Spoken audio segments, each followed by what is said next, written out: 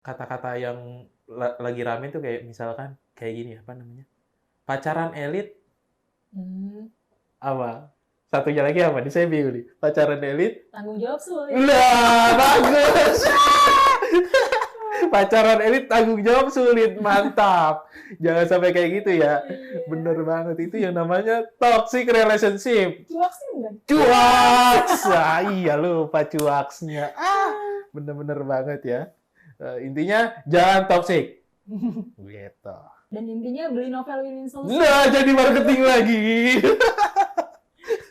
Oke, mungkin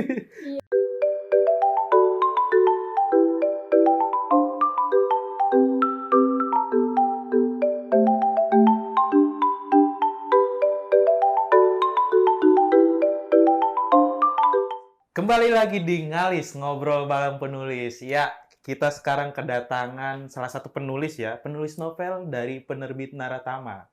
Ya, dengan Mbak Hilda. Ya. Iya, halo. Aku Hilda, penulis dari novel Win-Win Solution. Wah, gimana kabarnya Mbak Hilda? Sehat? Alhamdulillah sehat. Alhamdulillah. Ini dari mana? Dari rumah ke sini atau dari kantor ke sini? Dari rumah ke sini. Dari rumah ke sini. Orang tua di rumah sehat. Saya masih jadi nanyain orang tua ya. Sehat di rumah. Masih aduh, ini agak jauh ya. Oke. Ini kita langsung ya Mbak Hilda ya. Udah tahu Mega Cerdas belum?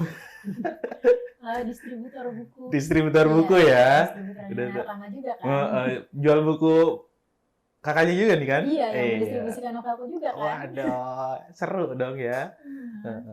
Nih ngomong-ngomong soal bukunya Kak Hilda nih, judulnya aja Win-Win Solution ya.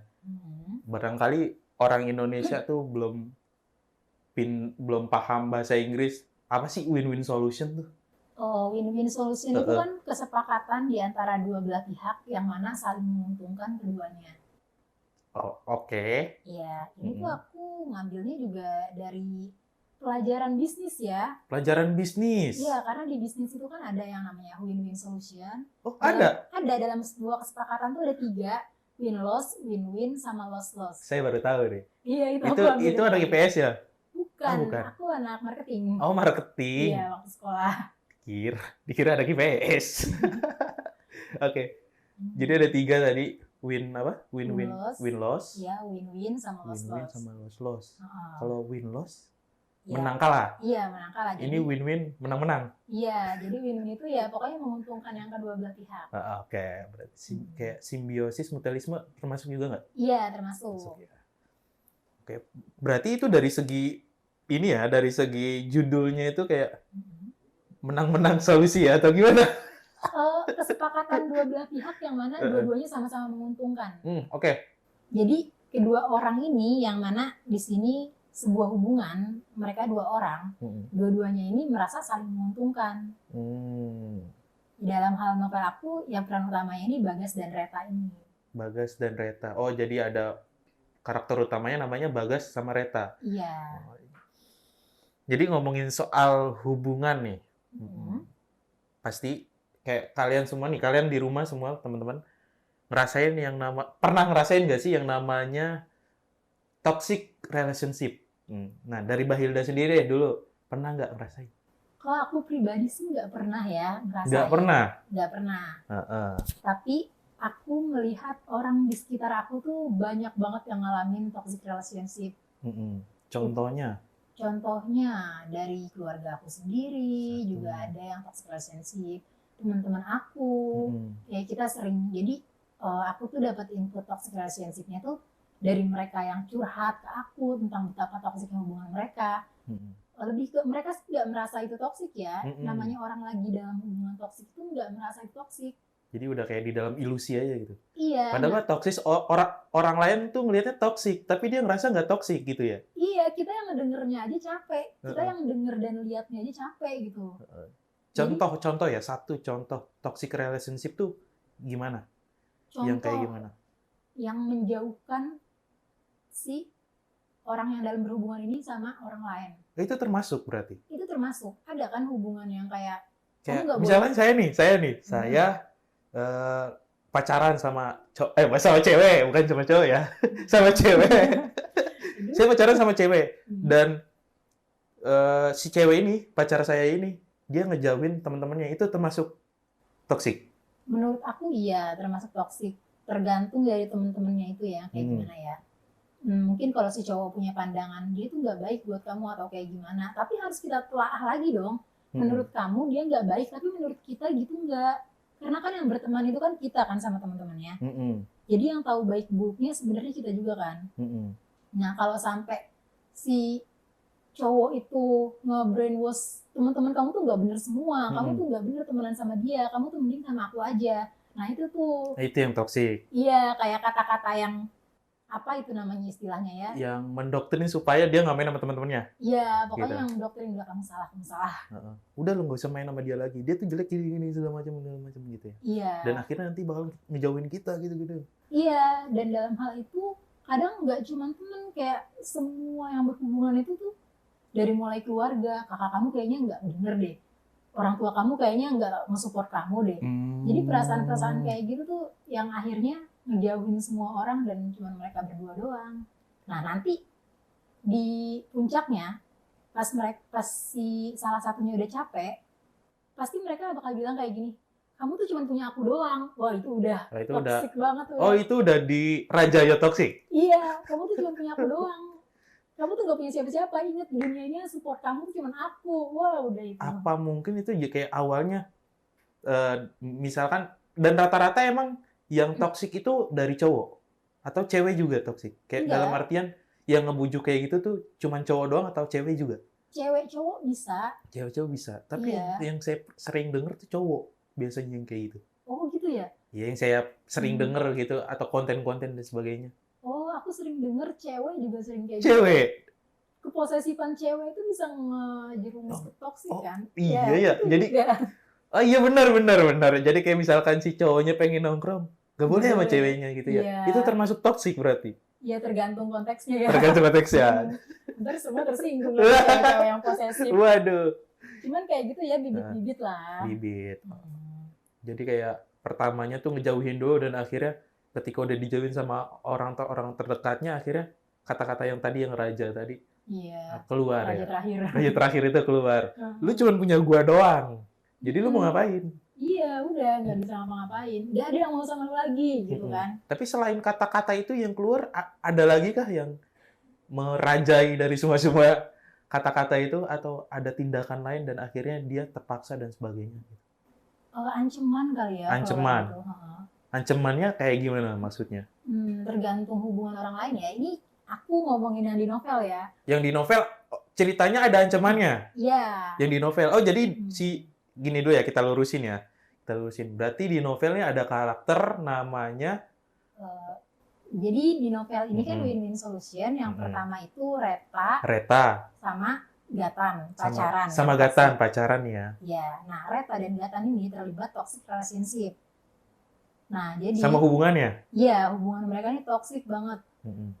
Buat yang udah baca atau udah sempet lirik-lirik novel ini, bahkan di halaman awal prolognya aja, itu Reta udah gugurin kandungan.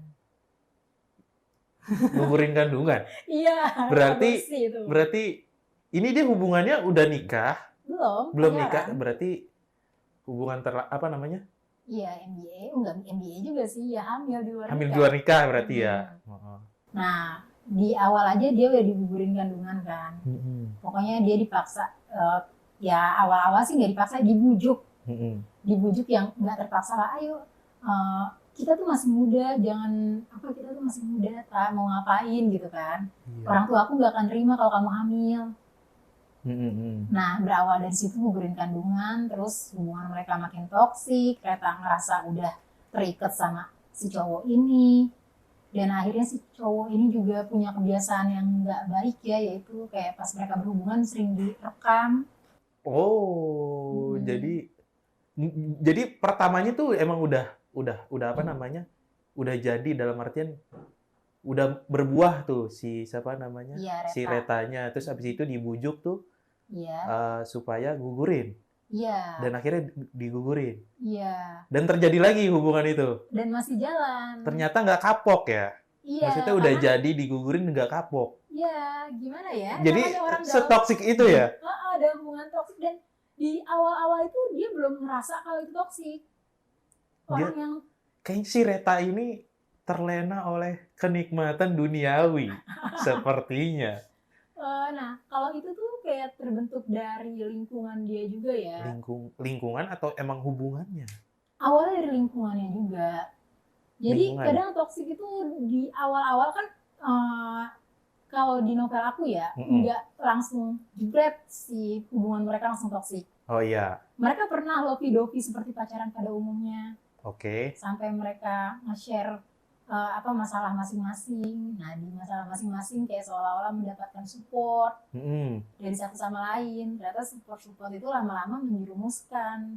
Nah mulai deh keadaan toksik mereka sampai yang mengancam-ngancam. Kalau dibilang banyak yang ngatain dia tolol ya, dia goblok ya. Ya gimana ya, namanya orang lagi dalam fase kayak gitu, kita nggak bisa ngejudge juga ya.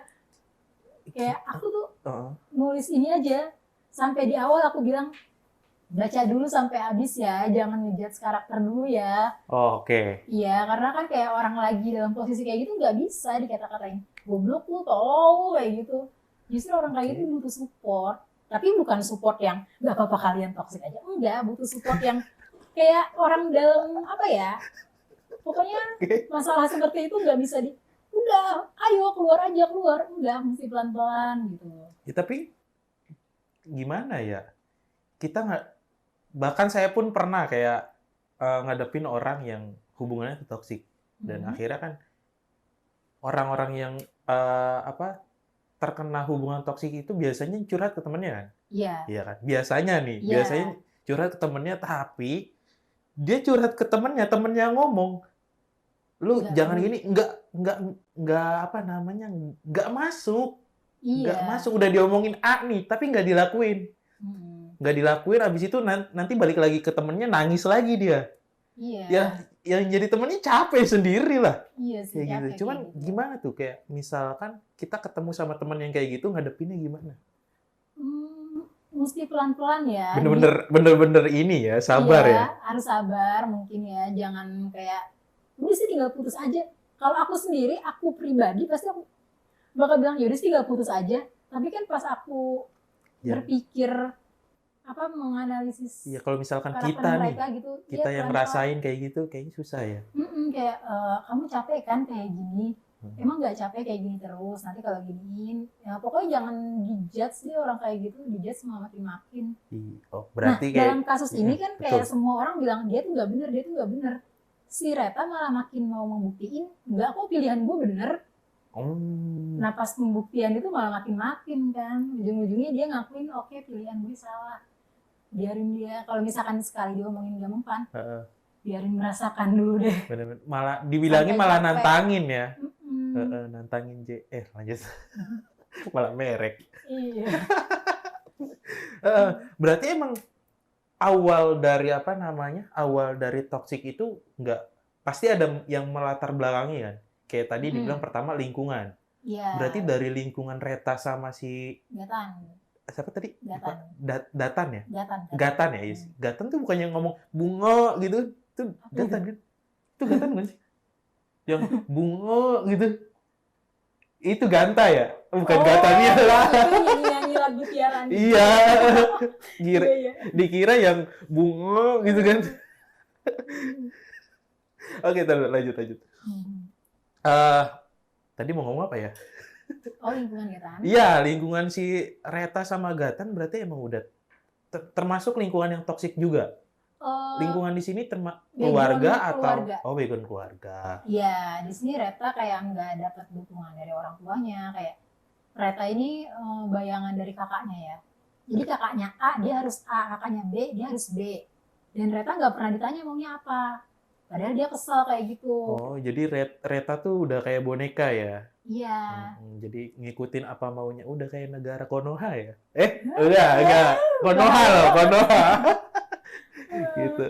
Ya, semacam itu. Dan banyak kan kasus-kasus kayak gitu. Malah rata-rata kayak gitu sih. Iya, kayak berawal dari yang ketidakpuasan diri seseorang, dia nggak bisa ngatur diri sendiri, dia diatur sama orang lain, dan akhirnya kayak gini. Kayak yang ikut gampang untuk ditoksikin sama seseorang. Iya. Dan kasus kakak adik yang ngikut-ngikut itu banyak banget sih. Banyak ya. Kayak aku sekolah di sini, adik aku harus ke sini. Aku sekolah di situ, adik aku harus ke situ juga. Jadi orang tua kayak udah percaya, ini udah pernah dialamin sama kakaknya, Iya, nah itu. suruh sini aja lah. Mm-mm. Gitu ya. Jadi Kayak- dia nggak bisa nentuin pilihan dia sendiri dong. Iya. Jadi kurang bagus tuh kalau yang kayak gitu ternyata ya. Iya, jadi toxic parenting juga termasuk ya, toxic semua ini. Iya, isinya toksik-toksikan ya. Ayo kita ngomong toksik-toksik lah. Yang penting kitanya di sini nggak toksik. Iya.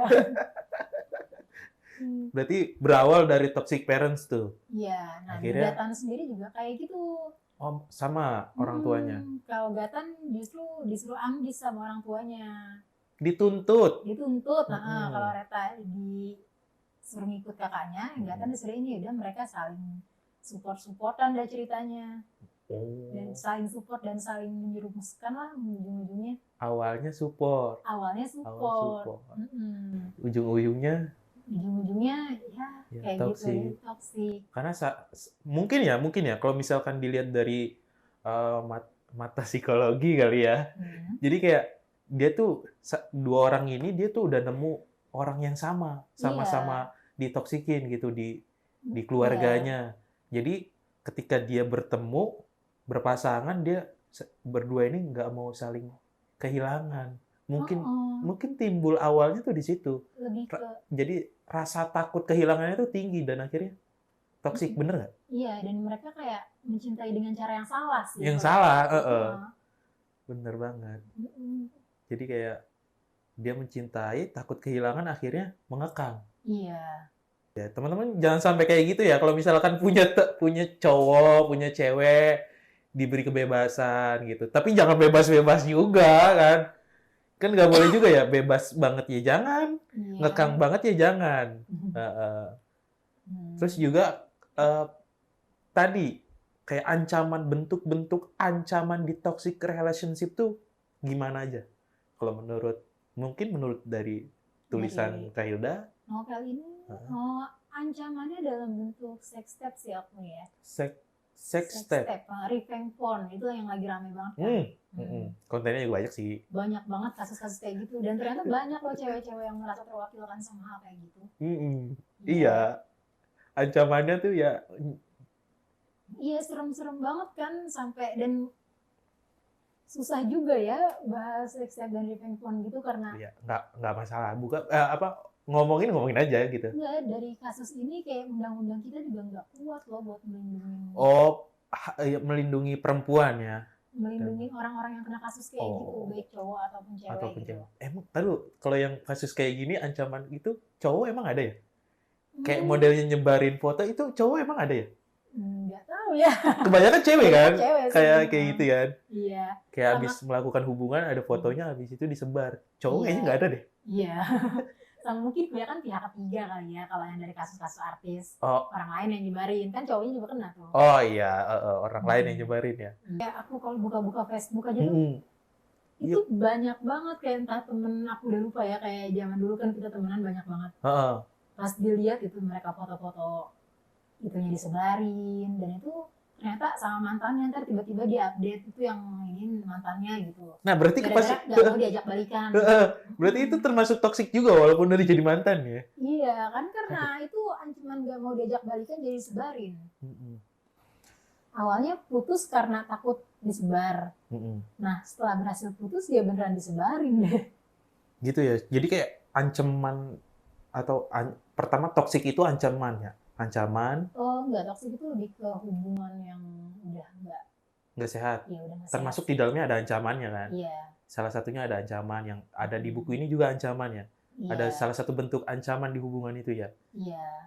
Mau di-spill atau emang udah biar teman-teman baca aja? Biar baca aja. Biar baca aja ya. Intinya mah ada ancaman di dalamnya ya. Iya. Spill dikit tuh tadi yang kita obrolin kan. Mm-mm. Jadi kayak bentuk ancaman yang tadi kita obrolin gitu. Iya, dan ancamannya agak serem ya. Pokoknya kalau baca ini hati-hati deh. Jadi sama tahu aja kalau misalkan nih teman-teman beli buku Win-Win Solution terus dibaca yang tadi kita udah jelasin toxic tuh kayak gimana dan bentuk ancamannya seperti apa itu ada di ceritanya Win-Win Solution gitu ya. Di ceritanya si Gatan sama Reta ya. Nah, tapi biasanya kalau kalau apa?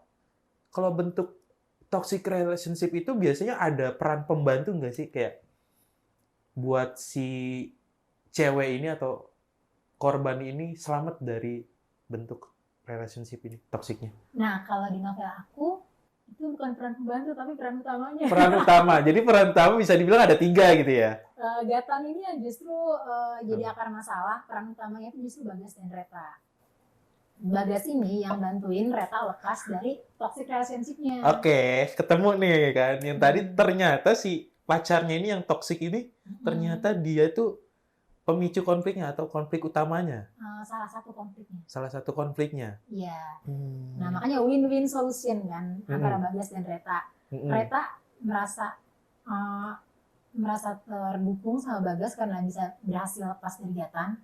Reta juga mau lepas, tapi masalahnya nggak bisa. Akhirnya dibantuin sama Gatan, sama Bagas. Ya. Nah, nawarilah kesepakatan. Bagas mau bantuin Reta. Awalnya sih ya gitu deh, pokoknya ada kesepakatan berarti. Ada kesepakatan yang menguntungkan buat Reta itu dia bisa lepas dari Gatan. Bagas nawarin kesepakatan lain. Ayo, gue juga pengen berteman kayak di halaman belakang. Oke.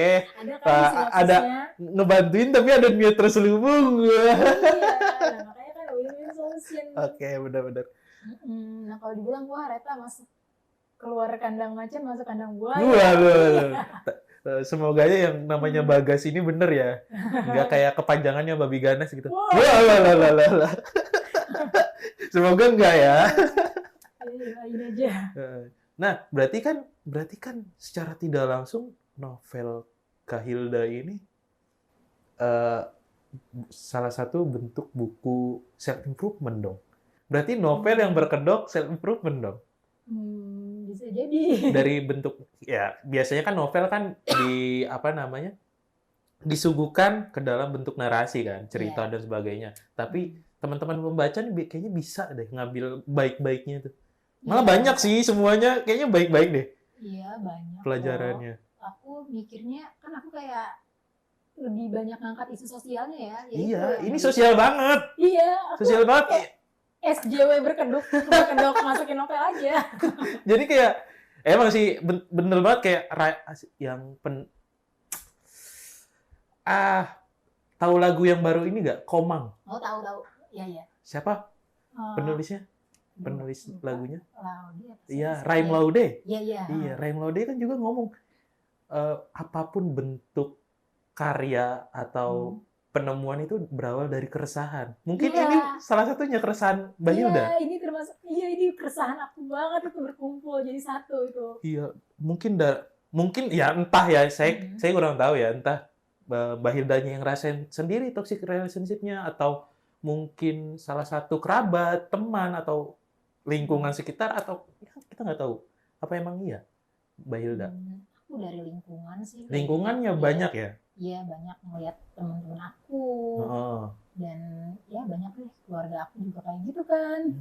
Aku yang paling ngangkat itu, ini kan banyak ada isu keluarganya juga. Ada isu keluarganya yang tadi ya? Iya.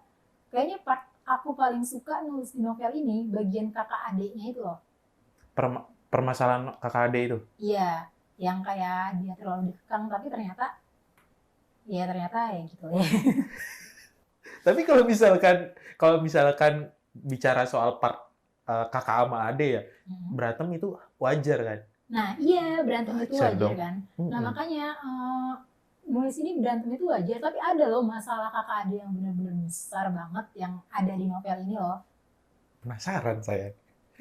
Kayak saya punya kakak deh, termasuk saya punya kakak. Kalau pas kecil berantem kayak ngambil remote ngerasain dong. Iya. Kalau punya adik kakak tuh ngerasain dong. Nah itu kayak berantem akhirnya nangis, itu wajar menurut saya.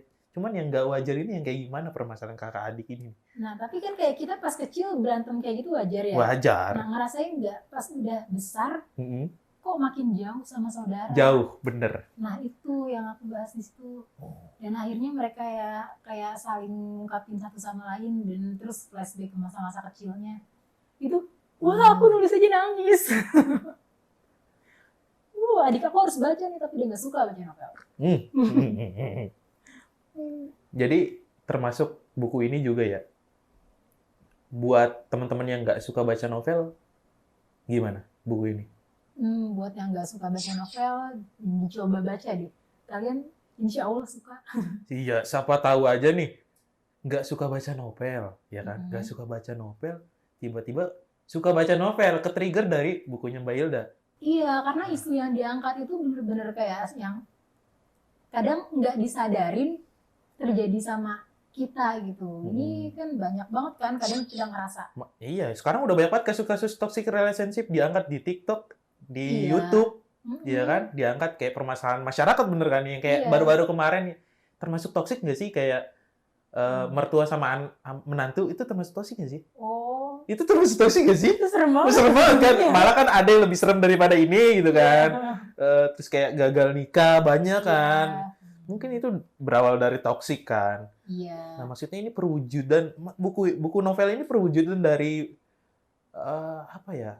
Permasalahan yang ada ya. Permasalahan yang ada sehari-hari. Yang ada di lingkungan kita sebenarnya. Mm-mm. Maupun disadari maupun tidak disadari. Iya. Iya kan? Tapi banyaknya disadari apa nggak disadari? Banyaknya mereka sadar setelah itu terjadi. Berarti nggak sadar dong. Pas masih terjadi nggak sadar. Iya. Kalau masih terjadi mah ya enggak lah, masih baik perasaan. Iya, kan kena ilusi duniawi. Nah, ntar pas udah terjadi baru dia sadar. Oke. Ini lagi soal nulis dulu deh. Tadi kan udah pertama alasan kenapa buku ini tercipta kayak ya mungkin keresahan ya kan. Keresahan yang terjadi, jadi Mbak Hilda tuh ngelihat di sekeliling, wah gila banyak banget ya yang toksik di hubungan, ternyata sadar akhirnya buat buku ini. Nah pas nulisnya tuh gimana rasanya nulis win-win solution tuh? Kan nulis toksiknya orang yang mungkin bisa jadi, ataupun riset juga kan pastinya, kayak gitu. Ini gimana? Kok bisa sampai nulis win-win solution? Menurut aku agak capek ya. Capek. Win-win solution tuh menurut aku novel yang paling capek yang pernah aku bikin, karena masalahnya cukup gelap-gelap kan. Iya, oke, benar. Iya, bahkan yang bagian mengancam aja itu ngatainnya sadis banget. Banyak kata-kata kotor juga ya kan? Iya, bagian gugurin kandungan juga. Pokoknya bener-bener aku bisa nyebut ini dark sih. Oke. Iya, dibanding novel aku sebelumnya yang hahaha gitu. Oke. Pas novel ini kelam banget. Makanya ini dikasih trigger warning juga kan. Kalau bisa kalian udah cukup umur ya baca kayak ginian ya. Karena kalau masih anak-anak ntar kalian kena mental. Takutnya bukannya mikirin pelajaran malah mikirin hubungan gitu kan. Iya, dan belum bisa mengolah sesuatu yang baik buruknya juga. Takutnya yang contohnya yang buruk-buruknya. Iya, malah yang diambilnya malah wah ini harus gua pakai nih toksiknya nih. Malah takutnya kayak gitu ya. Iya, makanya betul. diusahakan harus yang sudah stabil secara emosi. Oke. Nah, berarti kalau orang yang lagi galau nggak boleh baca ini dong? Kan nggak stabil emosinya. Oh iya juga. Iya juga. Enggak maksudnya biar mereka nangisin sekalian aja. Betul. Jadi pas nulis tuh bener-bener emang capek banget ya? Iya. Aku nulis tuh sampai udahan dulu, aku nangis dulu ya. Ada gitu ya? Nulis dulu, ngetik gitu, aduh capek, nangis dulu. Iya, udah itu gak kuat. Gak kuat ya? Aduh. Karena kayak, itu ya yang paling nyesek ya. Bagian gugurin kandungan orang ngelahirin aja tuh sakit banget. Terus aku nulis sambil harus ngebayangin sakitnya. Gugurin kandungan. Iya. Itu sambil baca-baca artikel, sambil aku gambarin dalam bentuk narasi dan cerita itu. Kok aku sakit sendiri jadinya. Orang gugurin kandungan sakit banget. Lahirin aja sakit banget. Iya. Mendengernya aja itu udah, ya ampun. Iya, gimana? Ini apalagi aborsi ilegal gitu. Aborsi ilegal. Iya, udah. Tuh, nggak habis pikir sih sama orang-orang yang emang bener-bener berani banget sama aborsi itu. Aduh. Kalau misalkan nggak mau aborsi, mending udah nggak usah berhubungan seperti itulah. Apa yang diharapkan kalian seperti itu jadi apa? Jadinya keluar kata-kata toksik tadi kan, kayak kita masih muda, gitu kan, masih banyak perjalanan karir yang harus kita tempuh, gugurin aja gitu. Nanti ngelakuin lagi kan, emang brengsek berarti kayak gitu. Banyak banget kasus-kasus viral di Twitter kan kayak gitu, thread. Ujung-ujungnya kata-kata manis yang dilontarkan sama buaya putih, buaya darat. Tapi bener nih, pure Kak Hilda nih nggak pernah ngerasain kayak gini toxic itu. Enggak, alhamdulillah aku enggak, aku aman-aman aja. Aman-aman aja. Atau pernah dijanji manis kan sama cowok yang bermulut manis? Hmm, pernah nggak ya? Kayaknya nggak manis-manis amat kok. Nggak manis-manis amat berarti pernah. Enggak lah, aku nggak tahu ya. Aku juga heran teman-teman aku nulis novel romance-romancean mulu. Padahal akunya sendiri kayak Hidupnya nggak terlalu romance banget ya? iya nggak terlalu romance banget. Nggak. Ini referensinya dari mana? Ya Nggak. nonton dari mana-mana lah. Nonton dari mana-mana kayak Mm-mm. bener-bener riset gitu kayak kehidupan gitu. Termasuk ini juga riset ya? Iya, ini termasuk riset juga. Ngambil pengalaman banyak orang atau satu orang? Aku biasa riset-riset itu dari Google, dari TikTok, kayak ngambil-ngambil buat tahu situasi dan keadaannya aja sih. Berarti bener-bener yang terjadi banget ya. Walaupun di lingkungan maupun di dunia sosial media, dunia maya ya. Iya. Diambil tuh. Tapi aku jarang sih ngobrol-ngobrol sama orang kayak gue ngangkat kasus gue ya, nggak kayak gitu, lebih ke menganalisisnya ya, kayak orang aku ngeliatin mereka, oh jadi ternyata dia kayak gitu ya, oh kayak gitu ya. Berarti emang bukunya nggak diambil dari kisah hidup satu orang, maksudnya Iya. yang khusus Mbak atau Kak Hilda ini ambil kayak orang A nih, oh dia pernah ngalamin, terus angkat enggak ya, enggak kayak gitu ya? Enggak, lebih ke banyak orang ya. Banyak orang yang mengalami ya. Karena kalau satu orang doang monoton gitu, kayak bukan yang menyepelekan masalah orang ya, tapi kan buat diangkat ke dalam novel itu orang-orang kita konfliknya harus yang kuat. Nah kalau dari satu orang doang, kadang konfliknya kurang kuat buat digambarin. Dan akunya sendiri nggak serak, aku nggak bisa ngangkat orang yang kayak requestan, ayo bikin cerita gue dong. Aduh nggak bisa, udah penuh imajinasi di kepala gue nih. Nggak bisa request lagi. Tapi pernah ada yang minta request gitu dibuatin cerita gitu? Banyak. Banyak banget, kenapa mereka pengen diceritain ya, mungkin buat kenang-kenangan kali ya. Ngelunjak ya temen-temennya Kak Hilda ya, tolong ya.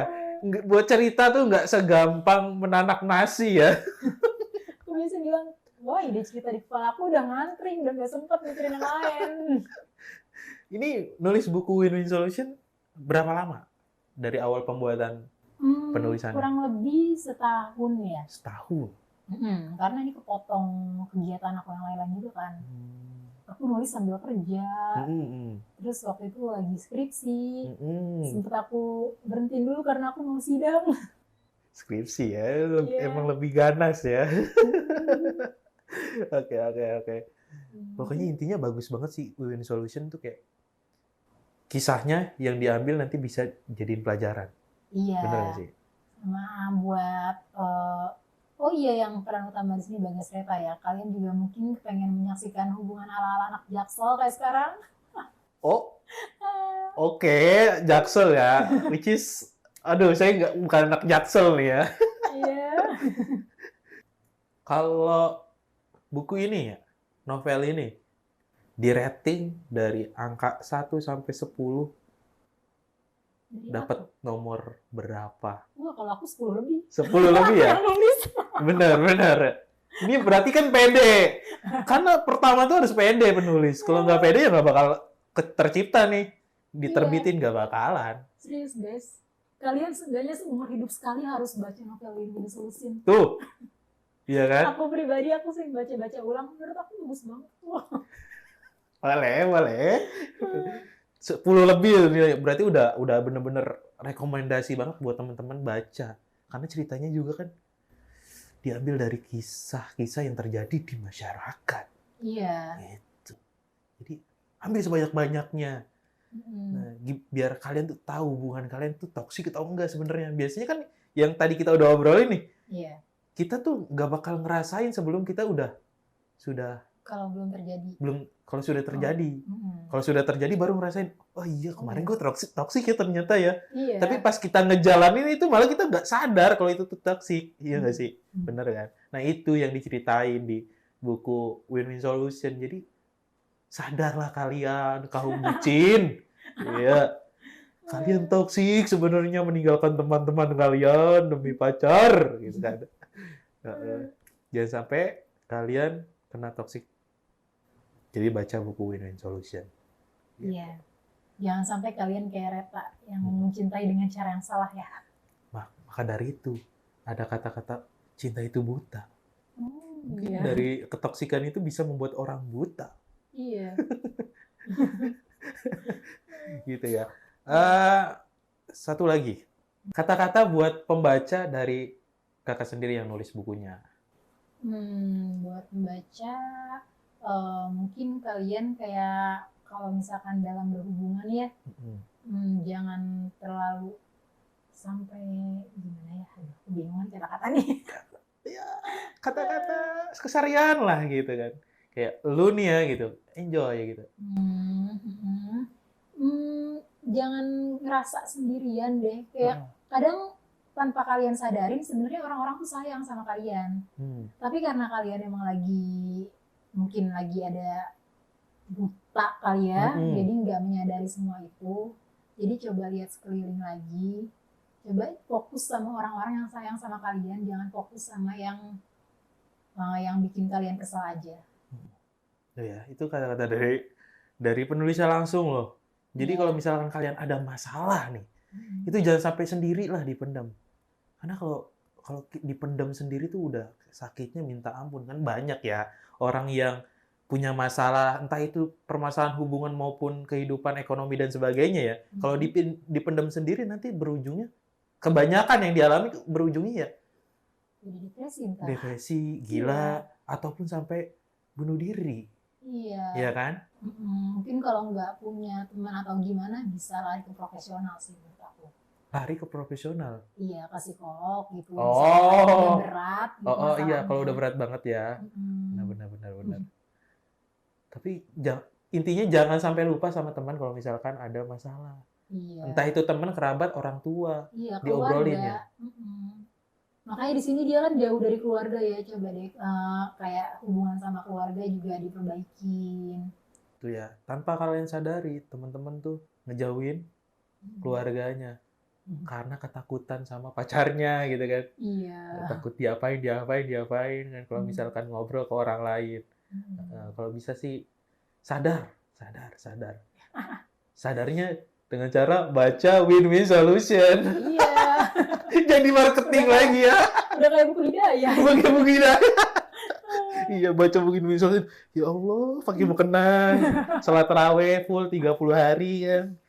Yang biasanya cuma 1 bulan tuh 1 hari, jadi tiba-tiba 30 hari.